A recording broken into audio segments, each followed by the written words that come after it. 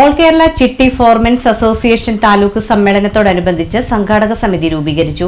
All Kerala ചിട്ടി ഫോർമെൻസ് association Kodungallur taluk സമ്മേളനം registration വകുപ്പ് മന്ത്രി ഒ.ജെ. ജനീഷ് ഉദ്ഘാടനം നിർവഹിക്കും.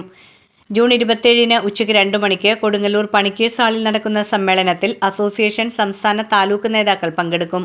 സമ്മേളനത്തിന്റെ ഭാഗമായി രജിസ്ട്രേഷൻ മന്ത്രി ഒ.ജെ. ജനീഷിന് സ്വീകരണവും നൽകും. താലൂക്ക് സമ്മേളനത്തോടനുബന്ധിച്ച് സംഘാടക സമിതി രൂപീകരണ യോഗം ചെയർമാൻ കുറീസ് കോൺഫറൻസ് ഹാളിൽ ചേർന്നു. M S. Vinaykumar, K B. Shaji, Salil Nalumakkal, Babu Thaivalath, Thankara Janappuzha, T S. Sajeevan, Harshakumar തുടങ്ങിയവർ സംസാരിച്ചു. 51 അംഗ സംഘാടക സമിതി രൂപീകരിച്ചു. സമിതി ചെയർമാനായി M S. Vinaykumar, general convener K B. Shaji, treasurer T G. Sasidharan എന്നിവരെ തെരഞ്ഞെടുത്തു. പ്രതിസന്ധി നിലനിൽക്കുമ്പോഴാണ് സ്വാഭാവികമായിട്ടും ഈ സമ്മേളനം ഇവിടെ വിളിച്ചേർത്തിട്ടുള്ളത്.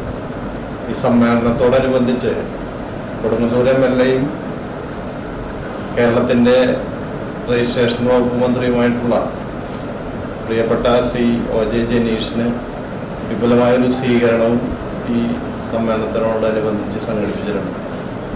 അപ്പം അതിൻ്റെ സംഘാടക സമിതിയാണ് ഇന്ന് വിളിച്ചേർത്തിട്ടുള്ളത്.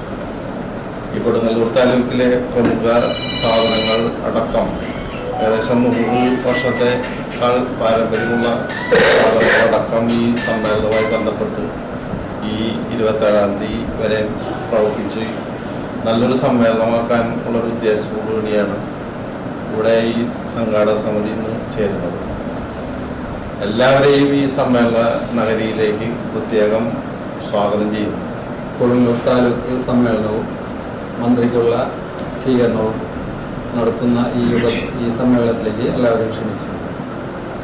ഈ സമ്മേളനം മുഖ്യമായും രജിസ്ട്രേഷൻ ഡിപ്പാർട്ട്മെൻറ്റിൽ നിന്നും ചിട്ടി സ്ഥാപനങ്ങൾക്ക് ലഭിക്കേണ്ട സേവനങ്ങൾ നല്ല രീതിയിൽ ലഭിക്കുന്നില്ല എന്നുള്ള പരാതി മന്ത്രിയെ ധരിപ്പിക്കുന്നതിനും ചിട്ടി സ്ഥാപനങ്ങളിൽ കൂടെ ഗവൺമെൻറ്റിന് കിട്ടുന്ന കോടിക്കണക്കിനായ രൂപയുടെ നികുതി വരുമാനവും മറ്റുള്ള വരുമാനങ്ങളെക്കുറിച്ച് ബോധ്യപ്പെടുത്തുന്നതിനും ഈ അവസരം വിനിയോഗിക്കാമെന്ന്